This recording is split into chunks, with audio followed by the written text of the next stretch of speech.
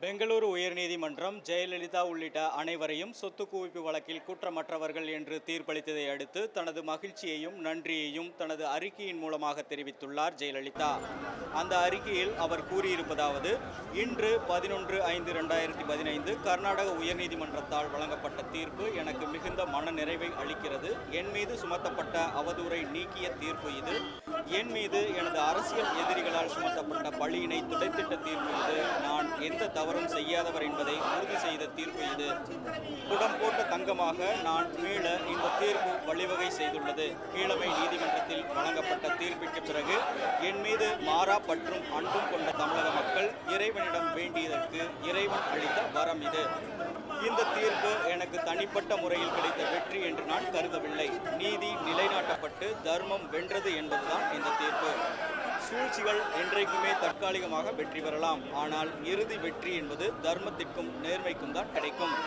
திமுகவினரால் சூழ்ச்சி வலை பின்னப்பட்டு அதன் காரணமாக என் மீது போடப்பட்ட வழக்கில் சதியும் விதியும் சதிராடியதால் இடையிலே நீதி உறங்கிவிட்டது. இன்றைய தீர்ப்பு நீதியே என்றும் வெல்லும் என்பதை பறைசாற்றுகிறது. என்னையும் அஇஅதிமுகவையும் நேரடியாக வெல்ல முடியாது என்ற காரணத்தால் அரசியல் எதிரிகள் இறுதி வரை தங்கள் சூழ்ச்சிகளால் என்னையும் புரட்சித் தலைவர் பொன்மனச்செம்மல் இதய தெய்வம் எம்ஜிஆர் அவர்களால் துவக்கப்பட்ட மாபெரும் இயக்கமாம் அனைத்திந்திய அண்ணா திராவிட முன்னேற்றக் கழகத்தையும் அழித்து விடலாம் என்ற காழ்ப்புணர்வை இன்றுடன் நிறுத்திக் கொள்ள வேண்டும்.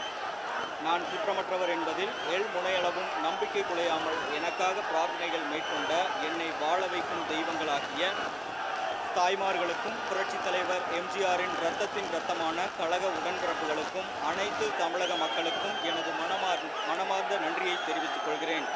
கீழமை நீதிமன்றத்தில் வழங்கப்பட்ட தீர்ப்பின் காரணமாக மனவேதனை அடைந்த 233 கழக உடன்பிறப்புகள் எனக்காக தங்களது இன்னுயிரை மாய்த்து கொண்டுள்ளார்கள் என்பது என்றென்றும் எனக்கு வேதனை அளிக்கக்கூடியதாகும்.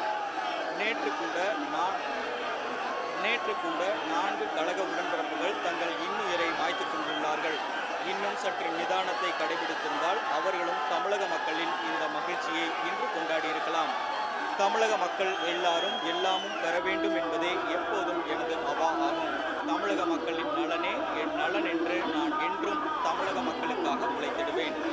இவ்வாறு அதிமுக பொதுச் செயலாளர் ஜெயலலிதா தனது அறிக்கையில் குறிப்பிட்டுள்ளார். சேக் பரீத், ரெட் பிக்ஸ் நியூஸ்.